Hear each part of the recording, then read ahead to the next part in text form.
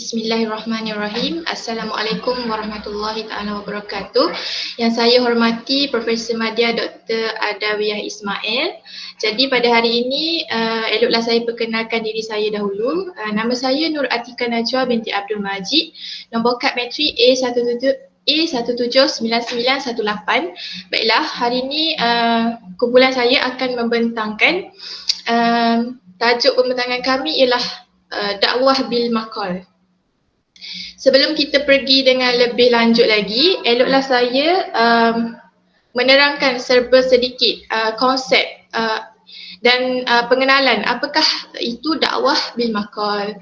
Okey, apakah yang dimaksudkan dengan dakwah bil maqal ni? Dakwah bil maqal merupakan sebuah bentuk dakwah melalui pendekatan hasil penulisan ataupun karangan.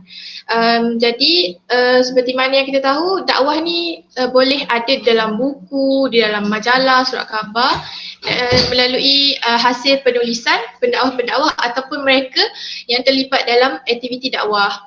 Tujuan mereka berdakwah melalui penulisan ni, mereka nak menarik minat orang awam maupun mereka yang berpelajaran melalui hasil penulisan yang menarik. Seperti mana kalau orang yang suka membaca ataupun ulat buku, mereka amat gemarlah untuk membaca bahan-bahan bacaan seperti ini. Dan pendekatan dakwah ini juga pada mulanya berfokus kepada media cetak seperti mana yang telah saya bagi tahu, seperti buku. Namun seiring dengan zaman, benda tu boleh berubah. Contohnya pada hari ini. Nanti kawan saya akan terangkan dengan lebih lanjut. Dan seterusnya, dan ni adalah dalil yang mewajibkan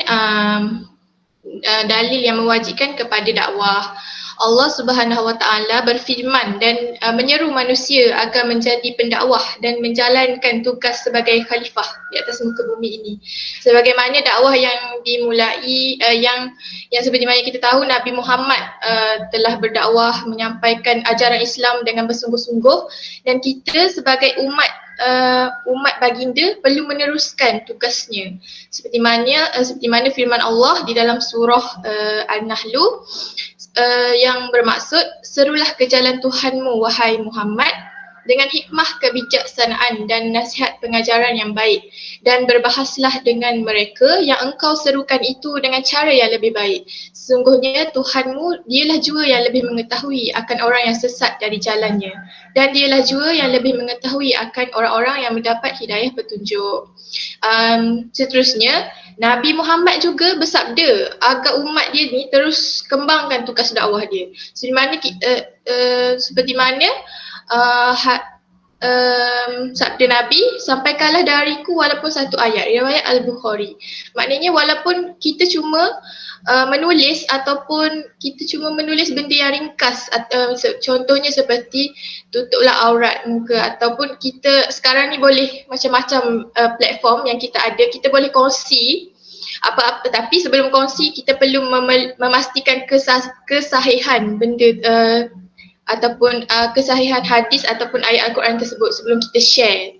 Jadi kita dah memenuhi sabda Nabi ni, sampaikanlah dariku walaupun satu ayat, walaupun benda tu ringkas je. Seterusnya, ciri-ciri dakwah bil maqal. Okey, dalam dakwah ni dia kena ada ciri-ciri yang tertentu ataupun khusus. Yang pertama, mempunyai mesej dan pengajaran yang jelas.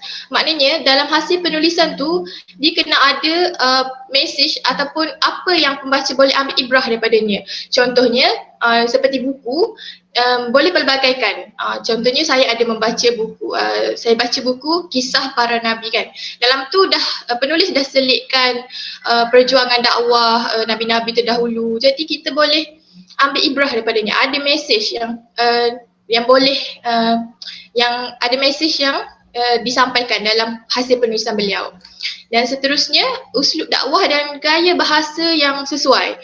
Maknanya penulis perlu menggunakan gaya bahasa yang bersesuaian ataupun seni bahasa yang mudah difahami, yang lembut. Jadi akan sampai terus ke hati pembaca. Dan yang ketiga, penulis pun perlu mengaitkan realiti sebenar kehidupan dalam penulisan mereka agar sampai ke hati pembaca. Okey, seperti mana yang kita tahu pada hari ini macam-macam fenomena berlaku, macam-macam perkara yang terjadi.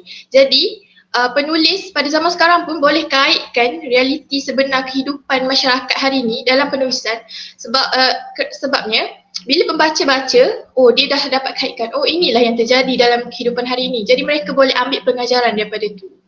Dan yang keempat, mempunyai sasaran pembaca yang sesuai dengan hasil penulisan. Okey, apa yang boleh diterangkan melalui poin ni, maknanya penulis dia dah ada sasaran pembaca dia. Contohnya kanak-kanak ke remaja, jadi mereka senang nak faham apa yang nak disampaikan dalam sebuah hasil penulisan tersebut. Jadi itulah sahaja dari saya. Seterusnya saya serahkan pembentangan ini kepada sahabat saya, Nur Afrina. Terima kasih kepada saudari Atika Najwa. Sebelum tu saya minta maaf sebab tak dapat buka kamera kerana ada masalah wifi. Okay, Bismillahirrahmanirrahim. Nama Nur Afrina Syahira binti Azmi. Geometri A183764. Okay, kita tengok perbandingan penulisan pada zaman Rasul dan pada masa kini. Yang pertama, Islam tidak pernah mengharamkan penggunaan penerbitan wasilah dakwah. Seperti yang kita tahu, dakwah ini bermula pada zaman Nabi lagi dan ia bukanlah satu benda baharu yang kita perlu pelajari dan bukan satu benda baharu yang perlu kita lakukan. Dan melalui pendekatan dakwah ini juga, ia mampu mengajak ramai orang untuk melakukan kebaikan dan tinggalkan kemungkaran. Seterusnya, penyebaran maklumat dari ilmu perlu memberi kebaikan kepada pembaca dan memastikan maklumat yang disebarkan adalah benar. Maksudnya kat sini, sebelum kita menyebarkan suatu maklumat ataupun satu hadis dan sebagainya, hendaklah kita periksa terlebih dahulu tentang maklumat tersebut sama ada ianya betul atau tidak, ianya disokong ataupun tidak, ianya sahih ataupun tidak. Sebelum ia disebarkan kepada orang ramai. Seterusnya, dalil penggunaan wasilah dakwah menjadi satu perintah daripada surah Al-Hujurat ayat 6. Maksudnya, wahai orang-orang yang beriman, jika datang kepadamu orang yang fasik membawa suatu berita, maka periksalah dengan teliti agar kamu tidak menimpakan suatu musibah kepada suatu kaum tanpa mengetahui keadaannya yang menyebabkan kamu menyesal atas perbuatanmu itu. Contohnya macam kita mendapat satu maklumat baru ataupun satu maklumat yang trending, trending pada masa kini. Jadi kita akan jadi rasa excited untuk berkongsi. Macam kita akan rasa jadi macam akulah orang pertama yang nak share maklumat ni. Jadi kita berkongsi tu tanpa ada usul periksa, lalu katakan maklumat yang kita sebar tu adalah palsu, adalah salah ataupun sebagainya, dan ia akan mendatangkan kemudaratan kepada kita. Contohnya macam kita kena kecam ke, kita akan dapat malu ke dan sebagainya. Okay, seterusnya seperti yang kita tahu, pada zaman Rasul ni ada berlaku pembukuan Al-Quran. Tujuan penulisan Quran adalah untuk memelihara keaslian Quran selain daripada kaedah penghafalan dalam kalangan sahabat. Maksudnya tidak dinafikan penekanan dan tumpuan pada zaman Rasul ini adalah menggunakan kaedah penghafalan. Dan catatan Quran mempunyai hak keizinan daripada Rasul yang sesuai dengan peralatan tulisan dan cara. Maksudnya setiap zaman ada cara dan kaedah yang tersendiri. Contohnya pada zaman Rasul ni dia menggunakan dia dicatatkan atas pertama tulang belulang dan batu. Dan seterusnya ni pada zaman Khalifah Abu Bakar, ketika peperangan memerangi golongan murtad, ramai dalam kalangan sahabat yang menghafal Quran itu syahid, yang menyebabkan Khalifah Abu Bakar ini berasa bimbang yang bagaimana beliau takut Quran itu akan hilang bersama para syahid. Jadi dia memilih Zaid bin Sabit daripada kalangan sahabat untuk mengetuai penulisan Quran dan dibantu oleh para sahabat yang lain. Kaedah yang digunakan oleh Zaid ini ialah dia menyalin semula Quran yang ditulis dan membandingkan dengan hafalan Quran para sahabat dan dirinya sendiri, dan mempunyai dua saksi yang adil untuk mengesahkan penyaksian ke atas ayat-ayat itu. Okay, seterusnya ni pada Khalifah Uthman, gerakan penambahbaikan Quran itu masih lagi diberi tumpuan, sekali lagi diketuai oleh Zaid. Dia ditugaskan untuk menyalin semula menggunakan satu bentuk huruf daripada 7 huruf. Daripada 7 huruf ini bertujuan untuk menyatukan umat Islam yang ketika itu mempunyai salah faham kerana perbezaan bentuk bacaan Al-Quran. Sebabnya pada zaman itu dia hanya menyalin semula huruf tanpa ada baris. Jadi mempunyai salah faham ketika baca. Maksudnya macam negeri ni bacaan yang berbeza lah. Jadi untuk pemeliharaan Quran itu, jadi Khalifah Uthmani menyusun semula Quran dan memilih satu bentuk bacaan iaitu Rasam Uthmani supaya tidak berlaku salah faham lagi. Okay, seterusnya, begitu juga dengan pengumpulan hadis. Nabi tidak melarang, malahan dia beri kebenaran pada yang pandai menulis sahaja. Hal ini sebab untuk memelihara hadis ini daripada hilang dan ia tidak lupa. Perubahan ketika zaman kebangkitan tabi'in menyebabkan ulama hadis menyelidik hadis yang sampai kepada mereka bagi menapis hadis palsu. Maksudnya kat sini untuk sampai ke zaman tabi'in telah berlaku beberapa zaman. Maksudnya hadis tu telah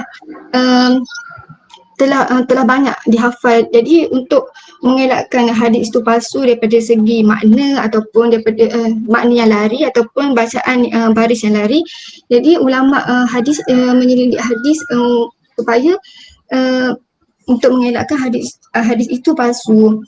Okay, seterusnya penulisan pada zaman kini. Penulisan pada zaman kini, kepesatan teknologi kini, hampir semua rakyat Malaysia mempunyai aplikasi di atas talian seperti Facebook, WhatsApp, Twitter dan Telegram. Adalah tumpuan utama bagi setiap pengguna gadget.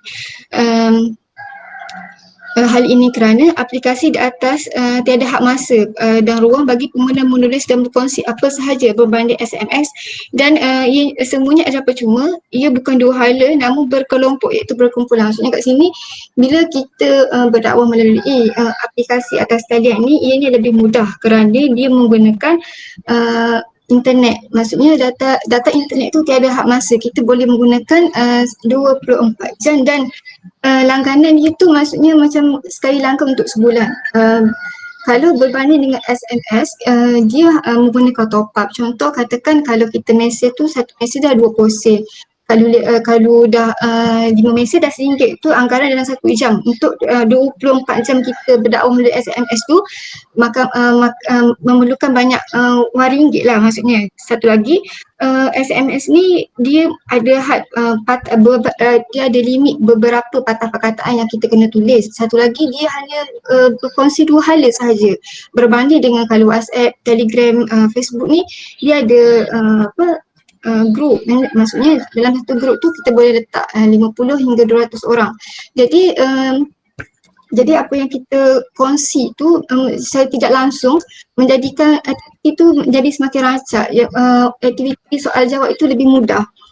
Jadi seterusnya, maksudnya tiada lagi istilah penulis dakwah secara khusus bagaimana pendakwah yang menulis di akhbar, majalah dan lain-lain. Majoriti faham masyarakat kini, maksudnya kalau kita sebut je dakwah melalui penulisan, mesti akan ada pen dan kertas untuk kita menulis dan kita menyebarkan kepada orang lain. Tapi dengan adanya kemodenan kini, ia lebih mudah untuk para pendakwah ini menjalankan kerja dia berdakwah melalui di media sosial. Seterusnya suka saya ambil kenyataan daripada Abu Bah 2007 dalam pengantar bukunya yang membincangkan dakwah melalui perspektif teori psikologi, yang mana setiap orang Islam dituntut berdakwah dengan cara, keupayaan dan kemampuan masing-masing, di mana dan pada bila-bila masa sahaja asalkan ada peluang menyampaikan ajaran agama. Pada dasarnya berdakwah adalah kegiatan mempengaruhi individu lain supaya mengubah mana-mana kepercayaan dan tingkah laku yang tidak selaras dengan Islam kepada yang selaras. Maksudnya kita ni berdakwah dengan keupayaan dan kemampuan masing-masing. Contoh kita ambil pendakwah yang ada di media sosial seperti Ustaz Ebi ataupun Ustaz Azhar. Masing-masing ada kemampuan masing-masing, masing-masing ada keupayaan dan tarikan daya untuk kita ni minat pada pada cara dia orang berdakwah. Dan dalam masa yang sama dia mempengaruhi individu itu supaya mengubah mana-mana yang salah kepada betul dan seterusnya.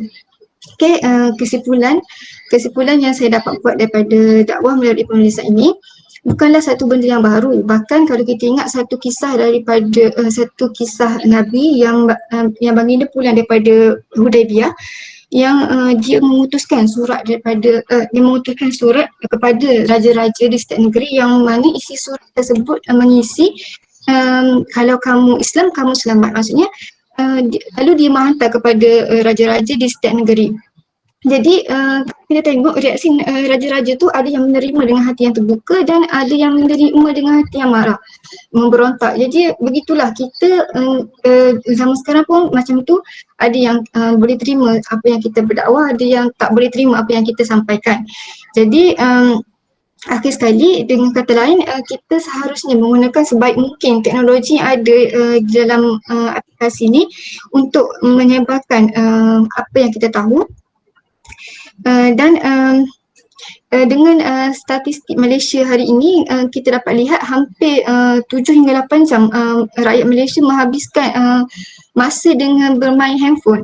Jadi melalui melalui media sosial ni lah salah satu tempat yang orang kata platform yang terbaik untuk kita menyampaikan dakwah. Jadi melalui penulisan ini juga menjadikan apa yang disampaikan akan berkekalan berbanding dengan penyampaian lisan. Sebab kalau kita mendengar, mungkin kita akan lupa. Tetapi kalau kita membaca, ini akan diingati selagi tulisan itu tidak akan hilang. Seperti kata Rasulullah SAW, kidu ilmu bil kitab, yang bermaksud ikatlah ilmu itu dengan tulisan. Okey, itu sahaja daripada saya. Wallahu a'lam. Jadi itu sahaja pembentangan daripada kumpulan kami. Jika ada apa-apa soalan boleh ajukan. InsyaAllah kami bersedia menjawabnya. Alhamdulillah. Baik, terima kasih kepada kedua-dua kumpulan terdiri daripada Muhammad Fahmi, Muhammad Wafiuddin dan yang baru ni kumpulan Nur Atikah Najwa dan Nur Afrina Syahirah, dakwah bil maqal.